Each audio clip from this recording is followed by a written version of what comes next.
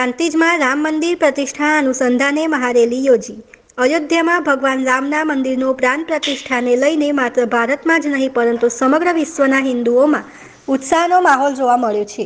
ભગવાન રામના અભિષેકની ઉજવણી માટે પ્રાંતિજ પંખીઘરથી રેલીમાં મોટી સંખ્યામાં ભાગ લીધો હતો. કાર અને બાઇક રેલી જય શ્રીરામના નારા લગાવ્યા હતા. સહભાગીઓએ જય શ્રીરામના નારા લગાવ્યા હતા અને ભગવાન રામની સ્તુતિ કરતા ભજન પણ વગાડ્યા હતા. સાંજે મહાઆરતીનું પણ આયોજન કરવામાં આવ્યું હતું.